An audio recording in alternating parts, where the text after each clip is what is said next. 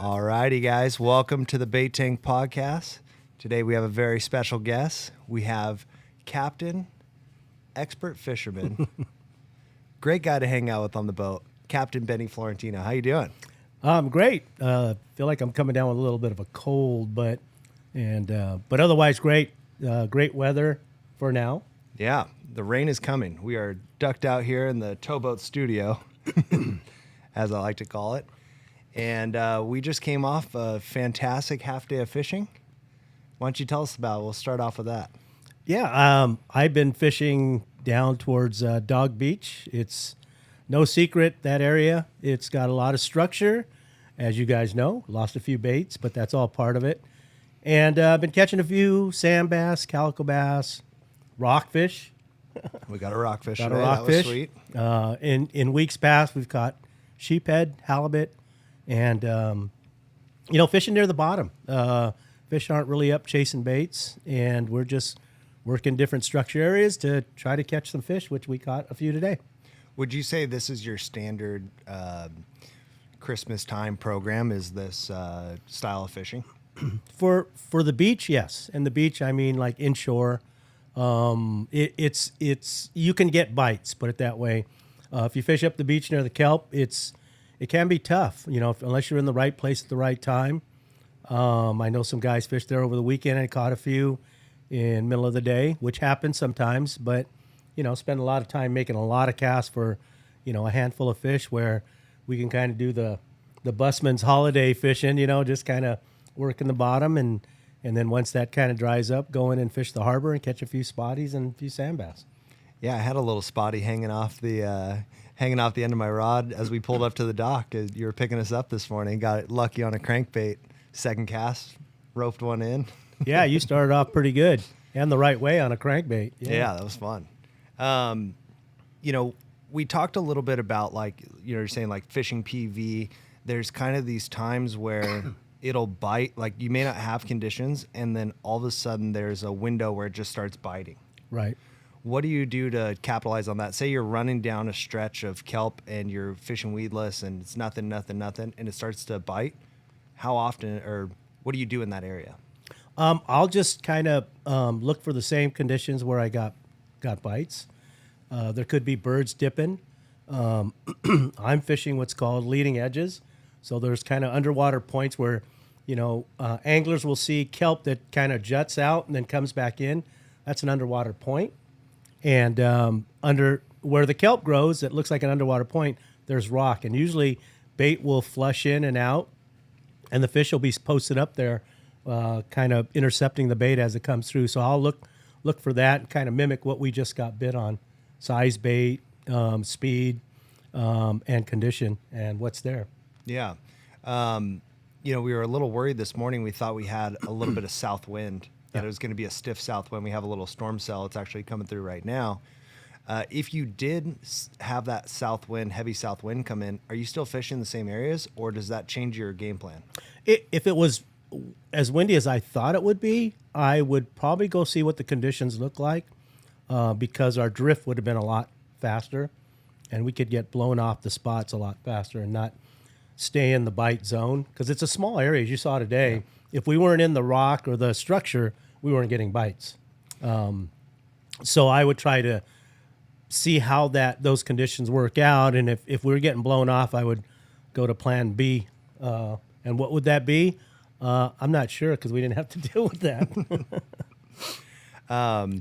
One thing that was very surprising to me, this is my first time fishing with you, which we had a great time. I recommend absolutely everybody go with Benny. I've been bass fishing for a long time, and I learned several things today that I can apply next time when I go out. Not just spots, just how you fish it. Oh, when I see this, you're just an open book and easy to talk to when we're out on the water, and that made it nice for me. It's I can learn things as we're going, even though I've maybe bass fished my whole life, whatever. I still learned a lot. I think anytime you fish with either somebody new or somebody you've never, somebody new, somebody you never fished with, a new captain, whatever it may be, no matter how much experience you have or they have, somebody always has something to take away from somebody else. I learned from people. I was mentioning about the beginner who kind of leaves their their bait down there and doesn't do too much, and they get bit. Well, what's actually happening? Are their rod in a 45-degree angle and that bait's kind of bouncing slowly off the bottom? Could be. I mean, that's why they keep getting bit. Is it blind luck? A lot of times it is. But I appreciate you saying those kind words. But I never assume anything. I just try to give people feedback on what's been successful. And if I have to say anything, if you ever fish with a guide, no matter what you think you know, they know what's going on within the last 24 hours. They're your best resource of information. And I would heed their information when they suggest, hey, you might want to try this.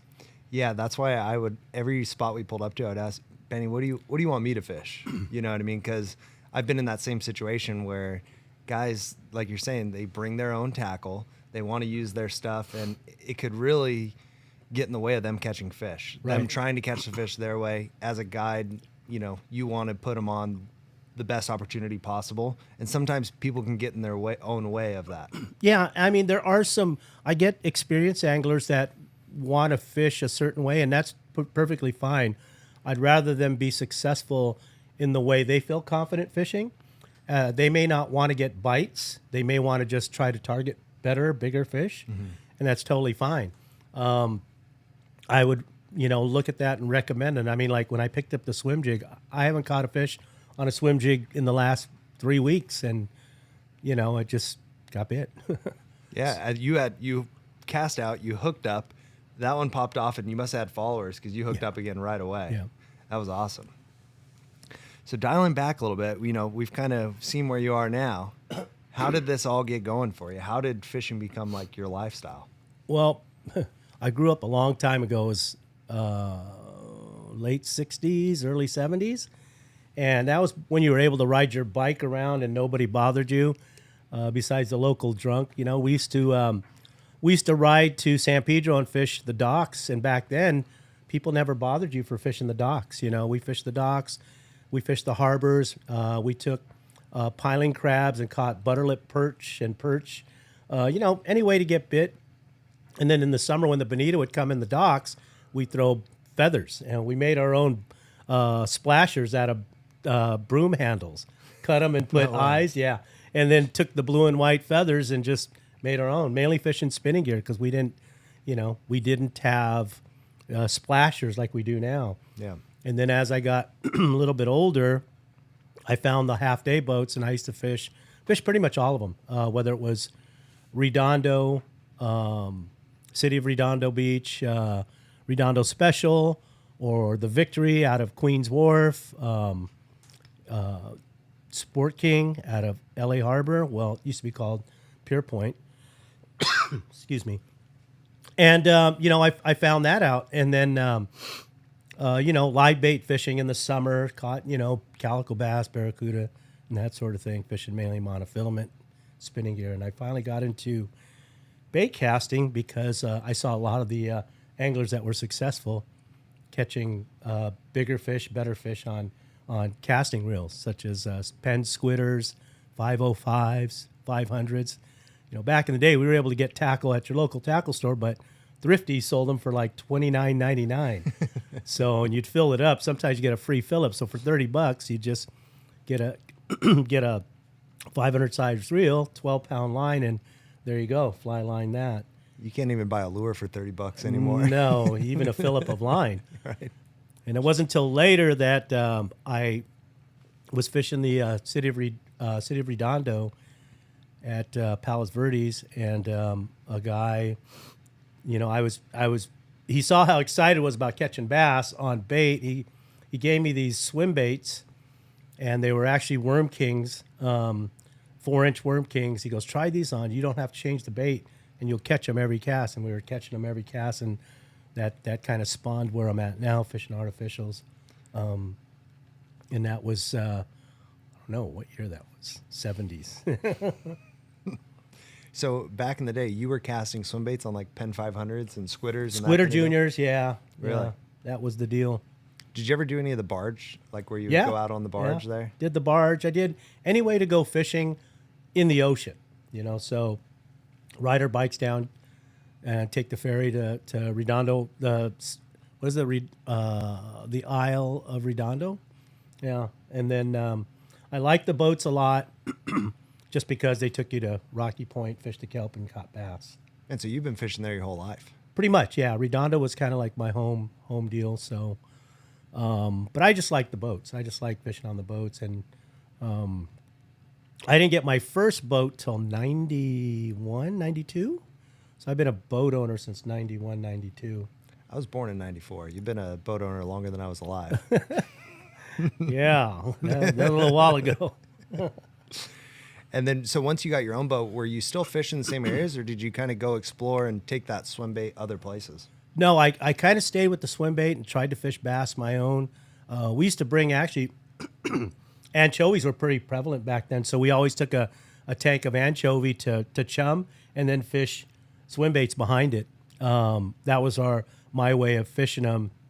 And then we just got away from the bait just because anchovy wasn't as prevalent. So we just started fishing swim baits, and then the swim bait, I guess, tactic got even more modern, and we just built it up from there. Yeah. Yeah. I mean, you've been doing this a while. I like it. A little while. Moving on to we talked a little bit about like tournaments. I know you used to do a lot of tournaments and stuff back in the day. It seems like the calico bass scene of big tournaments, there'd be 50, 60 boats. I remember I was younger, but I remember like seeing like 50 boats at the launch ramp for these tournaments. And is it still that? There was something going on from 2004. I mean, I'd have to say our predecessors like Ben Seacrest and Greg Stotesbury, who were on the forefront of fishing. There's other guys that were doing it too, but they were on the forefront of fishing trophy calico bass inshore on center consoles and doing it with, Ambassador 6300s and 25-pound mono and flipping sticks and fishing big swim baits. So they were kind of like the pioneers in the early days. And, Ben Seacrest is a good friend of mine. I've known since we were 16. We surfed on the same surf team back in the day, yeah. And I used to just kind of watch what they were doing and tried to mimic. And then that was in the early 80s. 80s. And then I just tried to copy the gear and copy that as I was with and applied my center console to what they were doing. Mm-hmm. Where have you seen the fishing change? Obviously you fished PV for so long. Was it that much better back in the day, or has the newer gear and the newer tactics like really changed it? What's the difference from, let's say, fishing calicos up at Rocky Point in the 80s to now? Well, something has changed. I don't know what it is. You don't see traditional seasonal fishing like we used to. I mean, back in the day, yeah, there was always rock fishing because there was never closures and there was never restrictions. So you always can go rock fishing. But traditionally, late April, barracuda would come in. It would be all jig fishing for barracuda. Then the sand bass would come in through Memorial Day, so it would be barracuda, sand bass. And then calicos would start spawning in late, same time as sand bass. And then the yellows would follow around August and September on the Horseshoe and even at Rocky. And then you'd see yellowfin outside the rigs in late September and October. You'd catch them off the 14 in the channel. We didn't have bluefin. If you caught a bluefin back then, and it was nothing. It would be 25 pounds, and it was a good one. It was a big deal too. It was a big deal, yeah. Catching an albacore offshore was pretty standard. But I think the fishing has changed. I don't know what it is, the environment. I don't know. I mean, there's a lot of anglers right now doing a lot of catch and release. Mm-hmm. They're very aware of the resource, even the sport boats. I believe when they changed the size limit from 12 to 14, it actually helped. You see a lot of 13 and a half, 13 3/4 bass out there.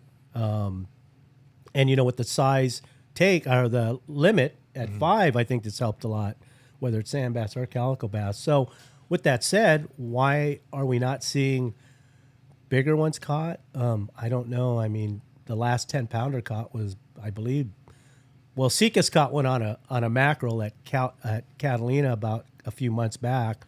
But as far as the guys doing what we do, Yeah. and, fishing artificials, Bobby Martinez was the last one to catch one up in Santa Monica. I mean, the biggest fish I caught this year was little over 7 on a surface iron. I mean, yeah, for most people that's a trophy, right? It's a great fish. I caught that at San Clemente, but 2019 I caught 5, close to 10, over 9. Yeah. From San Clemente to PV to Catalina. What does that mean? I don't know. I don't know if I was in the right place at the right time or, timing, but definitely something is. There's water, I don't know, kelp growth. I couldn't tell you. Yeah, it seems like, like you're saying, it used to be, you'd see these giant bags of calicos, Right, and eating big swim baits on heavy line. It just seems different. I don't know if it's pressure or what, but I wanted to see your take on that, because it's definitely, you don't see a lot of guys throwing like those big sledgehammers anymore. Like the fishing style has changed as well. Not to say they wouldn't work, right. but it's not the common use. And maybe that's it. Maybe we're just not fishing bigger tools for bigger fish. We're just not putting the time in. I know in my job, my job is to catch, so. And that we did. almost right away we were on fish. We had a great time. If you can kind of talk about what is your service that you offer when you market your trip, like your fishing charter? You're strictly bass, artificials only, or what do you offer? Generally, I'm a bass only artificials guy. I target mainly calicos, sand bass. Depends on the client. For the most part, most anglers always say, we want to go full day, whatever you want to do. Is 90% of the time. And I go, okay, do they really want to go after trophies, or do they really want to go catching? Yeah. So you kind of have to feel it out a little bit as you talk more about the trip. My regulars, they just tell me whatever you want to do, and that's it. And I just go, well, here's the best scene. Okay, let's go. Clemente, West End. Okay, let's go. Yeah, I was fishing at Clemente. I know you were out there like last week or 2 Friday. weeks ago, maybe. Friday. How was it? I went from the east end up near Eel all the way around the front, all the way up to the west end to the runway, and caught a handful of fish. I mean, total for the day was probably about 35. Biggest one was maybe 4 pounds. But, we caught 50 plus yesterday and a 4.5 pounder on the beach. Yeah. So, I mean, but can you go out there? Other guys go out there and they catch maybe 15, but they get a 7 pounder. So it's really hard to say based on the anglers and what their goals are. And that's one thing, like today's goal was to catch and put you in different areas we're trying to catch spotties. We were going to catch sand bass and calicos up on the structure. So those goals were met. Caught a bunch. That was good. I always have that in mind based on what my anglers want to do. But it's really hard when they go, I want to catch a 10-pound calico. Well, we all want to catch 10-pound calico, but realistically, I don't know. I mean, you want to be strategic, right? It's like fishing bluefin. You want to be strategic when the moon's right, when the bait's there, when the charts say the chloral levels are perfect, and that sort of thing. You want to have all the odds and be methodical about catching. Same with bass fishing. You need to have constant water temperature and not have it fluctuate. You have to have the right bait in the area, and you have to be a little lucky. Yeah. Lucky to not get stuck in the wreck. Yeah. Is there a time of year when you see maybe bigger fish? Like sometimes the fishing may be better, but we're seeing bigger fish at this time? For the most part, like Clemente, what I've seen in the last few years, and I'll speak on several islands, the 2 islands at San Clemente Island and Catalina, and then the beach. The beach being Palos Verdes, Newport, Huntington, etc., Santa Monica. San Clemente, I've seen July, middle of May seems to be big ones, and July, the first week of July, seems to be big ones and numbers. So we're talking 3 to 5s with chance of 7 and 8s. And then Catalina about the same. But the fall can be very, very good too, depending on weather.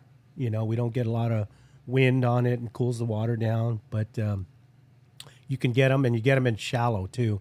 Weedless, swim bait, jerk bait. And then on the beach, same thing. May, June, July traditionally, and even August. But who's to say? I mean, I caught a 10 at Dana in April, and then I caught a 10 at San Clemente in October. So, right place, right time. I don't know. Could be.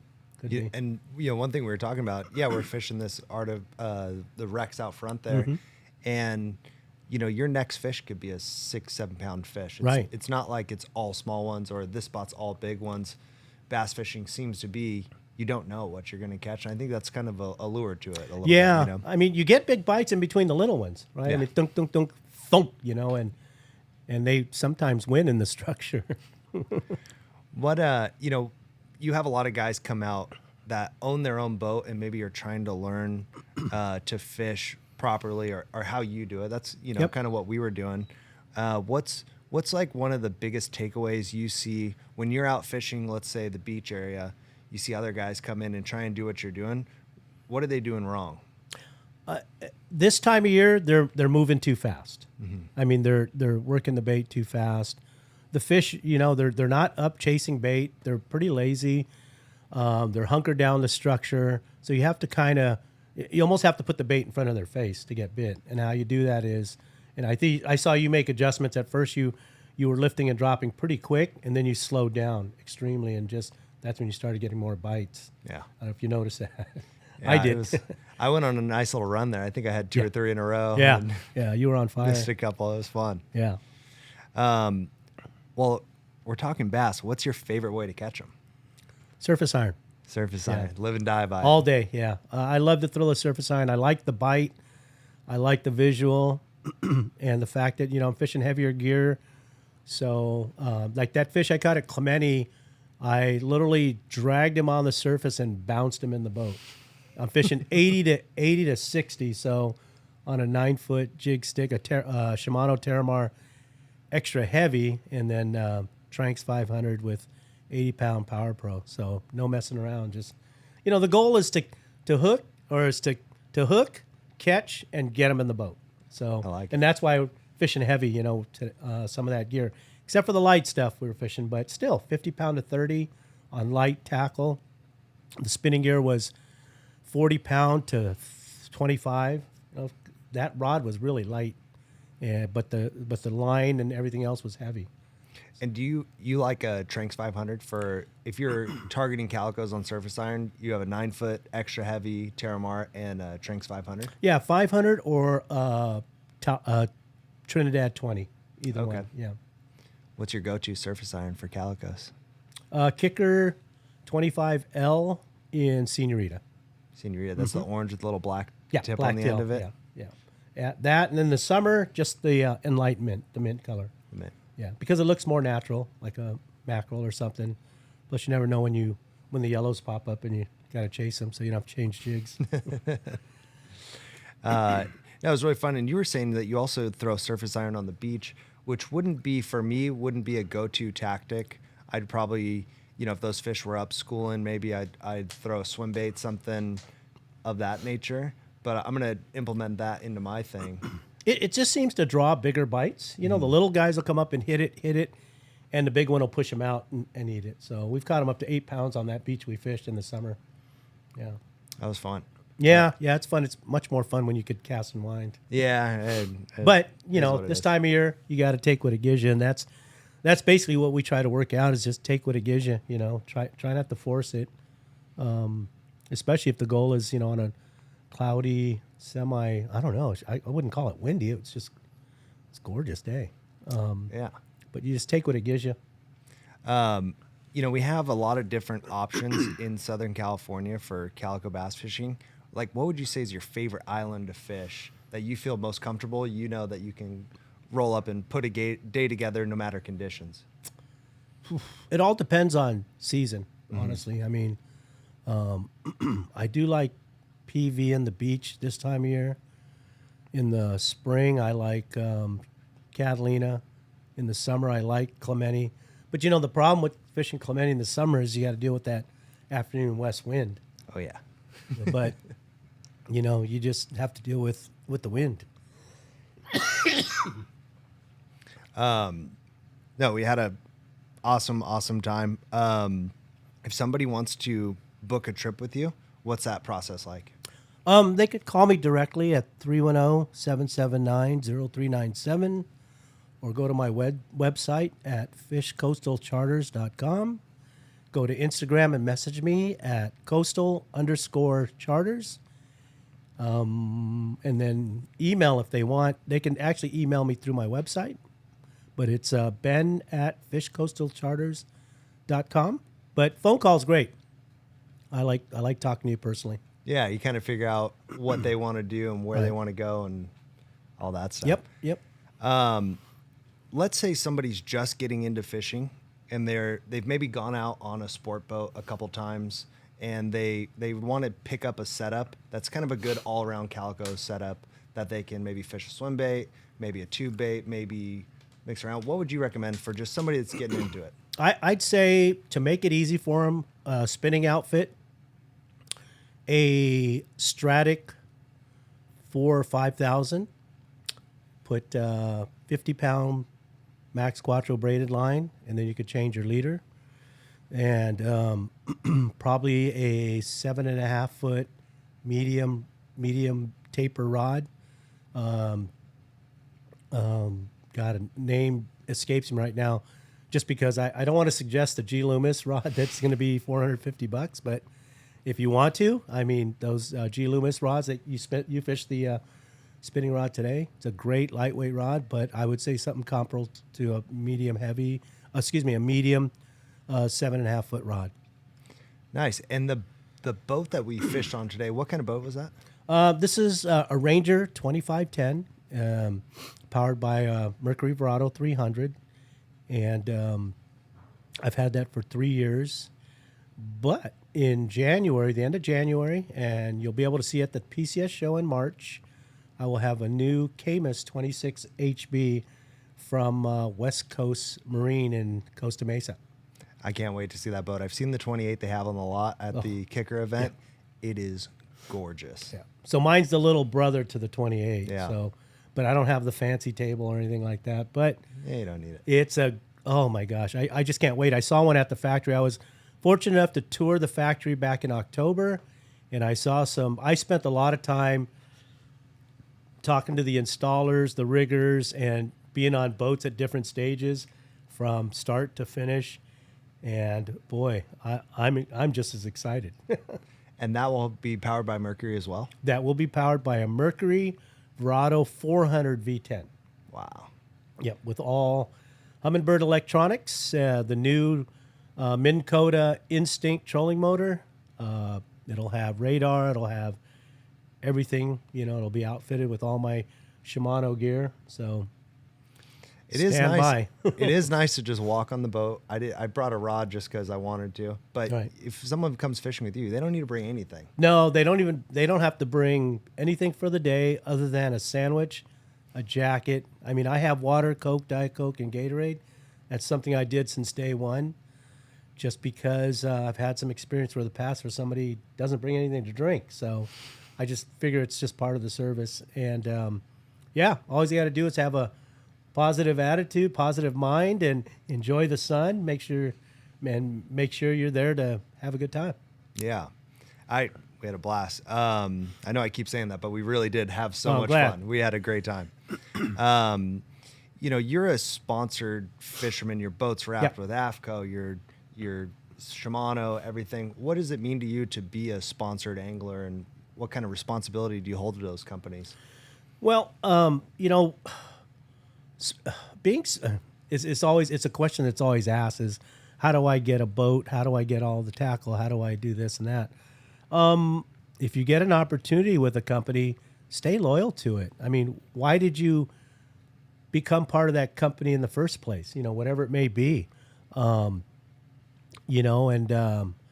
if the next new thing comes by and somebody offers something, think about what you're leaving and what you're getting into. It could be a short-lived, opportunity that may not benefit you in the long run. My longest standing sponsor has been Shimano. It's over 15 years. Wow. And I started out going there, setting up for shows and all that, and did seminars for them. And, I just stayed loyal because they were good to me and I liked the product. And now, in the last 5 years, I'm now their regional pro that field test product for them. And they've been really good to me, and I still feel loyal to them.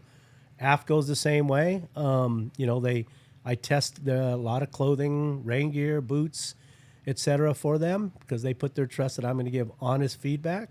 But I believe in the company because they make such quality product. Yeah. Not saying they're better than this guy or that guy, but they continually looking at the loyal customers they have. They tell you that how much they like the product, and the rest is just the rest. I mean, I was fortunate enough to get in the boat with Anglers Marine through Rick Grover. He approached me about a boat, and for almost 10 years I was part of their pro staff, and then another opportunity that was too good to pass up. I had to, but when one opportunity closes and a new one opens, you always leave that old opportunity open and make sure you have good relationships as you go. Just in general, I mean, even if you're out on the water fishing, and just sometimes it's better to bow out and do something else instead of trying to fight. I always take the high road. My son always says I'm too nice of a guy, but I think I'd rather be that than be confrontational, because it's just a lot of lost, energy when you do that. But sponsorship means loyalty, and loyalty goes a long way. And I'm committed to certain companies that I have to, do certain things, whether it's social media or promote their brands. But that's all part of it. I'm under contract by several companies, so being under contract, if you've never been under contract before, contract is a contract. It's paying gigs, so you got to make sure you abide by your contract, or they could rip it up and tell you to hit the dirt. And I don't want that, because I really enjoy all my sponsors. They've been really, really good to me. It seems like you're in a perfect fit with your sponsorships or the companies that support you. You would be just using them anyways. It seems like that to me. Like you like True. fishing Shimano rods or Shimano reels, True. gear, that kind of thing. Yep. I mean, I was wearing AFCO clothes back in the 80s or 90s, when they first had shorts. So The really, really short ones. yeah. The sport boats. Hey, Magic Johnson wore shorts too, but yeah, I mean that they were the only ones that made fishing shorts, so I wore them a little low so they didn't look so high. The AFCO sun shirts for me, they make the best sun shirts, and you can wash them with like a gallon of bleach to get the blood out about 1,000 times, and they don't fall apart. No, Pretty they're awesome.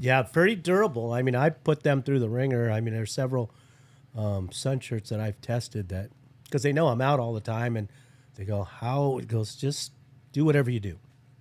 Fillet fish, get blood on it, whatever it may be. They're great. The girls do a really good job there. The gals do a really good job. So.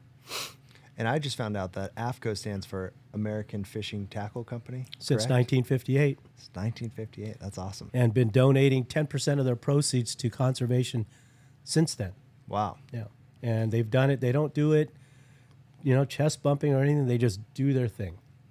And that's kind of how I like to do things. Just do my thing. And, when I do a lot of posts of me out on the water and it's flat and I'm smiling, there's a reason. It's kind of nice to be out there when it's flat and you're on a boat. Yeah. And, you could either like it, you could either feel it, or you could be pounding the keys on your computer. But I enjoy it. It's fun. It's really fun. And that's what it's about. Fishing's supposed to be fun. Yeah. It's supposed to be fun. How long have you been a guide? How long have you been offering like guide service on your own boat? Since 2012. And how'd you kind of cross over from that? When did you say, hey, this is an actual opportunity? Well, I left this company I was with for 25 years. I was in the restaurant business for 35. So I left the company and I couldn't figure out what I was going to do. I know I like to fish. I knew I could make some extra money. So I took a online OUPV class, 6-pack license class. And I got the license, got all my credentials, and away I went. We moved back. I was living in the Central Coast at the time. 2013, we moved down. Of course, 2014 was the year of the yellowtail, 2014 and 15. And things just blew up from there. So strong, probably since 2014 is when it really went well. And then for the last, I don't know how many years, it's been pretty steady, 200 plus days on the water, at least with paying clients. Yeah, that's impressive. That's a lot of days on the water.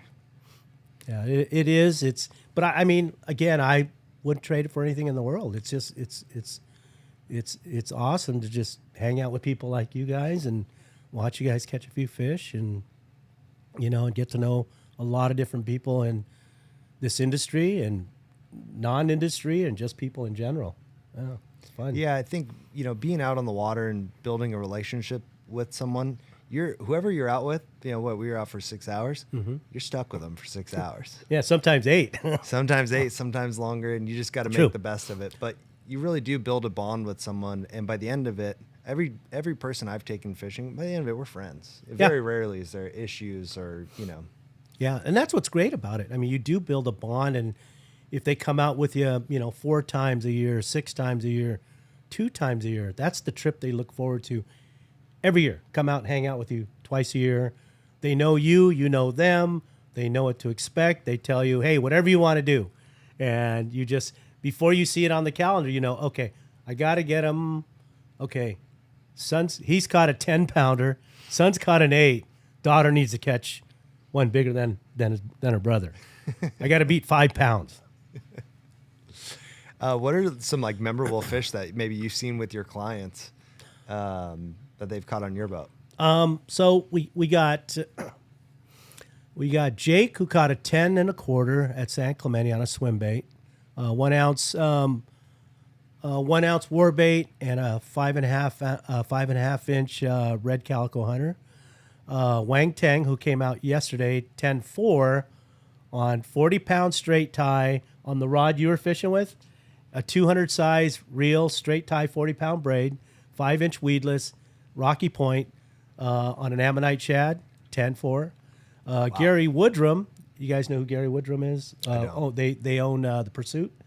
Okay, yeah. But anyways, I was with him and Gus. This was during COVID. They were locked in, but they called me. He goes, hey, can you fish? I go, yeah, let's go. And so he caught a 10-6 on a 5-inch swim jig. Wow. And the other one was Tommy. He caught one at PV just at 10 on a 7-inch weedless. That's impressive. Yeah. That's a lot of 10s. I heard a lot of 10s going through. And then I've got 2. Got 2. How did you catch yours? I caught them both on the surface iron. One at Dana Point and one at San Clemente on the backside, on the east end. Wow. Yeah. And go back a little bit on the surface iron thing, because I've always thrown surface irons for more yellowtail. That's been more of my program. Are you doing anything different, or do you think a trance wind, is it locking the fish? Are you trying to draw fish out of structure, or? That's it. It's just putting it in an area where you can draw a strike. Like, you'll get little bites. And I think the most common mistake for a lot of anglers is they get a bite. If you barracuda fish, the first thing they tell you is wind through the bite, right? Mm-hmm. Yellowtail fishing, wind through the bite till it comes tight. Same with calico fishing, because the small ones are hitting the bait. Boom, boom, boom. Big one pushes them out and eats it. Almost 9 times out of 10. Especially if we're around that May, July at Clemente, if we're at PV in, May, June, July, if we're at Catalina, you're in an opportune time to do it. Does color matter? I mean, I have a favorite. You probably have a favorite. Mike probably has a favorite. I can only tell you what I like to throw. Guys catch them on scrambled egg, Dorado, mint, mint seems to be a common factor because it's already tied on when they're fishing yellows. So, but I say fish a good swimming jig that you feel confident in the color. That's just like swim bait fishing, just like weedless. I like fishing this pink one. Well, then have at it, man. Fish it. Because you're going to fish that harder than the one I throw. Just how it works. Yeah, and it was nice that there was no pressure of like, hey, you have to fish this way when we were on your boat. It was like, you can fish wherever you want, but this is what I would recommend. Yeah. And of course, what you recommended, we caught fish on. Yeah. So. I would never tell anybody to do anything unless I was like, hey, and this happened a couple of times. Hey, this is a really good area to throw this here. Here you go. I mean, I'll hand it to you. Here you go. And then, a lot of times I go, no, man, my arm hurts. I go, dude, this could be your fish. No, you do it. You sure? Okay. Takes a lot of convincing. Don't tell me twice. And I've caught good ones, And, but, it's just kind of, a lot of it's gut. It's like, God, I know there's a fish in this one zone here and everything's set up right. Like there's no secret at Palos Verdes in the summer when the wind blows out of the west and you have an outgoing tide, you have downhill current and wind. It's the perfect time to fish something on the surface, whether it's a weedless or a surface iron, and those fish are set up into the current, and they're usually big ones on the outer edge of the kelp.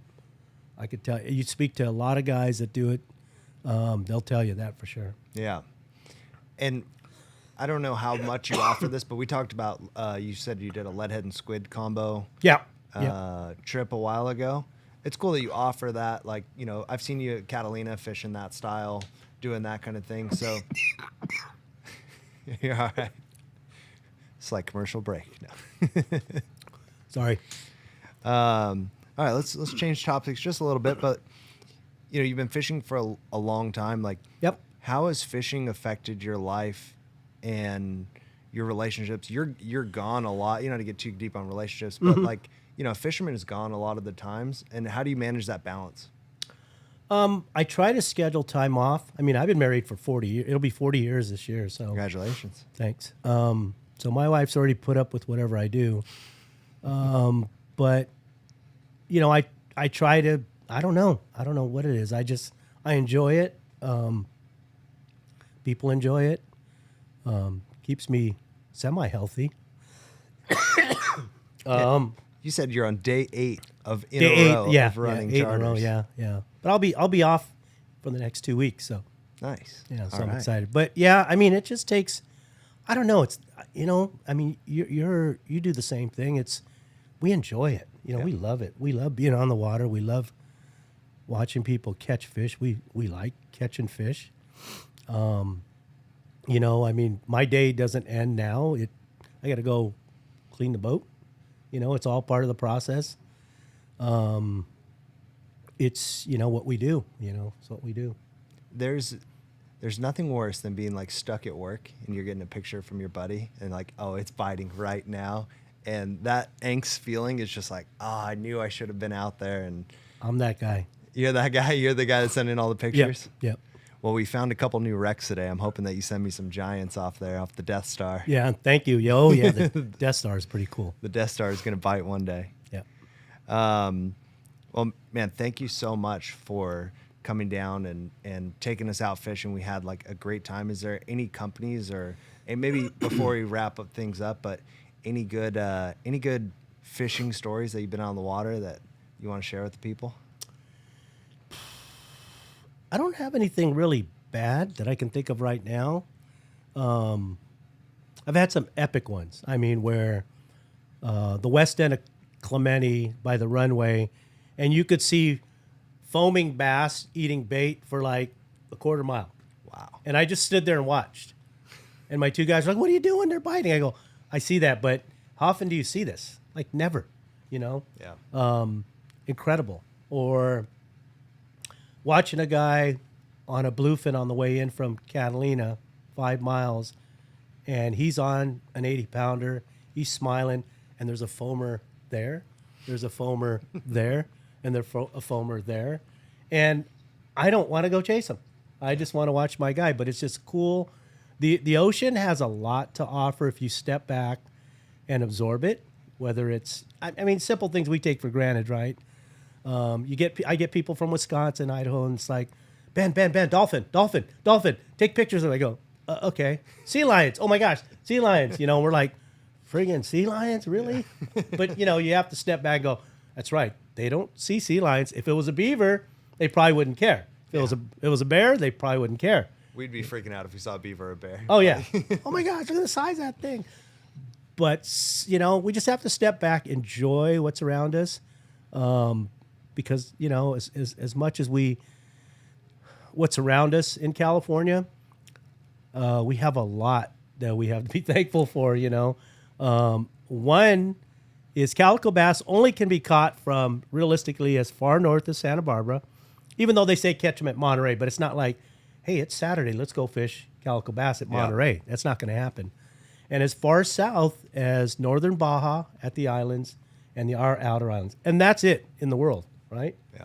Catch a peacock bass in Florida, peacock bass in Hawaii, peacock bass in Brazil, and who knows where else they're at. Largemouth bass you catch around the world.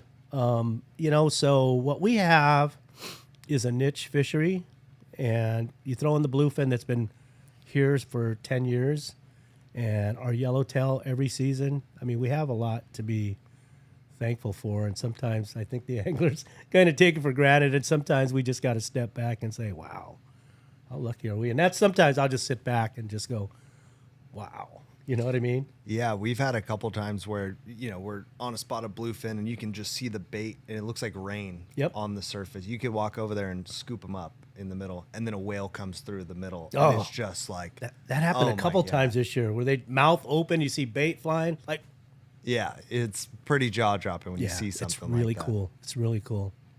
Where do you see yourself going with this for the next, let's say, 5 years with your charter business? Well, the end of this month, I get to start collecting Medicare. And I don't know. I'm going to try to do it as long as I can. I always threaten that I'm going to retire. But I don't know if I'd be happy if I did. I don't know. Haven't really thought about it. I've thought about it, but not seriously, you know. I mean, even if I just did what I did every day today, it doesn't suck.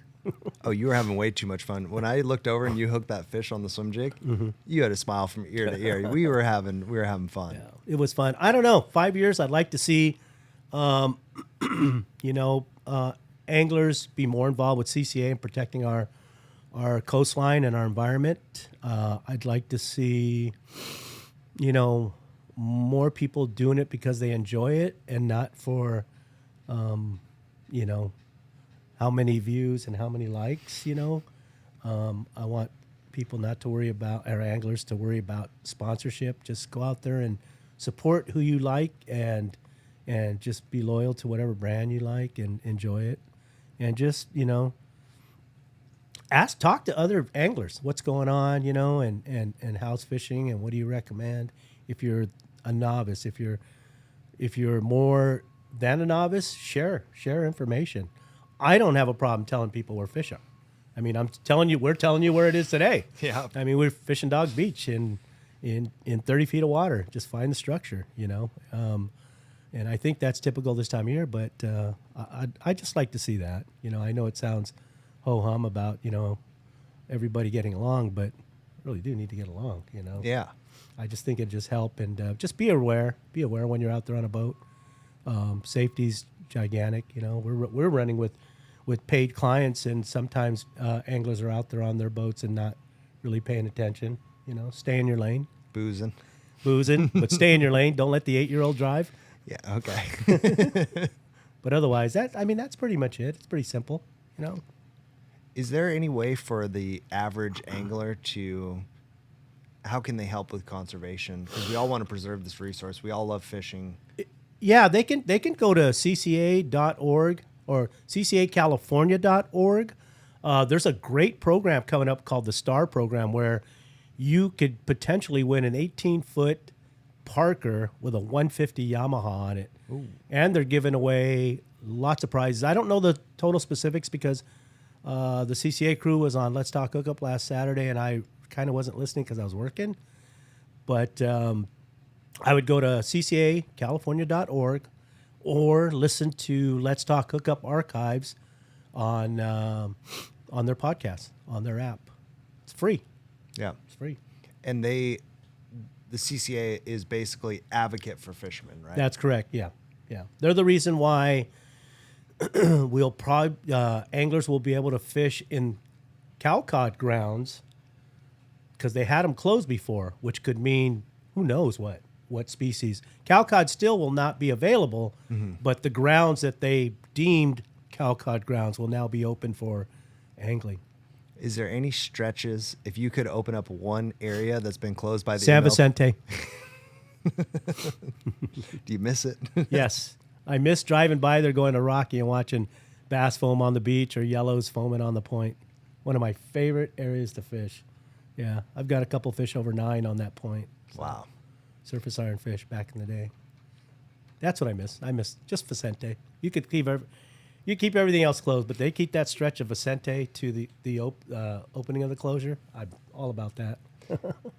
Do you think those closures have worked? Do you notice better fishing on those lines just because people can't fish them, or are you an advocate for those closures? If you don't want to say that's okay, but They didn't give us many choices when they were going to close them, so it was either or. It was either this or all of this. So it was either that area there or Rocky Point all the way to the beach. oh wow, It's a tough one. Yeah. Yeah. So 3 of the 10s were caught in that zone from Rocky to the beach. really? So I would say, yeah, they made a right choice, but it's not a choice I like. So, you know what I mean? So got to do what you got to do. But we'll see in the future. I mean, they want to close more. That's the big thing. I've heard about this. They want to close like another close to 20%. Yep. More. Yep. And It's it was 30-30 is what the what they're trying to place. And again, I don't know 100% on the 30-30, 30 by 30, but it's 20% more the 10% they close. So, Yeah. we need to be aware of that. And, don't be surprised like, hey, we can't fish there anymore. You got to do something about it. It's just like anything else in the United States, you have a voice. It's called a vote. And, don't complain about it if you did nothing about it. Yeah. One more question for you. Yeah. I mean, if you have time. I have time. Freshwater fishing. Yeah. Let's talk freshwater fishing a little bit. That's What- bass fishing. I love it. Bass fishing. Where's like home grounds for you? I've seen a couple really big fish. You're fishing freshwater. Is that like your little side passion, or? I mean, usually this time of year, and I'm not really working, I'll do that. It's like most captains, like a lot of sport boat captains will fish freshwater. I don't have one because I don't have a boat. If I had a boat, you'd probably see me fishing more, but I try to get out any way I can, trading trips with guides, freshwater guides. My biggest largemouth is 9.6. I caught on a crank up at Lopez. And locally, I've caught anything. My biggest was 7 at DVL on a jig. I belong to a bass club called Temecula Valley Bass Anglers, and last December, I was co-angler and we won San Vicente. Oh wow, nice. Yeah, and I actually helped, so it wasn't like I was just netting, but I did my share. Yeah. But I enjoy it. I mean, it's, fishing in general, you got to figure it out, right? And freshwater, you really got to figure it out. But keeping it simple, the tackle is lighter. You're talking spinning outfits of 2,500, 3,000, 150 to 200 size reels, maybe 300 if you're throwing a swim bait. 5 pound, 6 pound, 20 pound mono for swim baits. 17 for cranking. Just a lot of different tackle. I probably have 15 rods right now just for freshwater. How many rods do you think you have total? I don't know. Hundreds. I have a couple hundred maybe. A lot of them in wrappers still. Don't listen. Don't listen, guys. It's awesome, man. We had such a good time. I know you've listed a few, but what are some companies that have really propelled you to where you are today? Shimano America. AFCO, Mercury Marine, Humminbird, Minn Kota, Costa Del Mar, Warbaits, Kicker Fishing. Forgetting somebody? Camus Boats. Camus West, Boats, West baby. Coast Marine. Yeah, I think that covers it. Yeah. Mike and I are coming back when you get the new boat. We're coming back. We're gonna do another trip, and Yeah, I that'd can't be wait awesome. to see that boat, man. That'd be awesome just to go boating. Just to go boating. Yeah, we'll just go rip around, do circles. All right, Benny. Well, thank you for It was a coming on. blast. I really appreciate you taking us out. And if you guys want to check them out on Instagram, it's Coastal_charters. and book a trip with Benny. Even if you're not a bass fisherman, you can take tips from bass fishing and apply them to pretty much any fishing as far as setting up spots and all that stuff. I think you guys can really learn a lot from Benny, and we really, really had a great time. So thank you so much. My pleasure. And like and subscribe. We're on Apple. We're on Spotify. We're on Instagram at Bait Tank Podcasts. Our new logo is out. Thank you to Mike Soul. And we will see you on the next one. Thank you very much, Benny.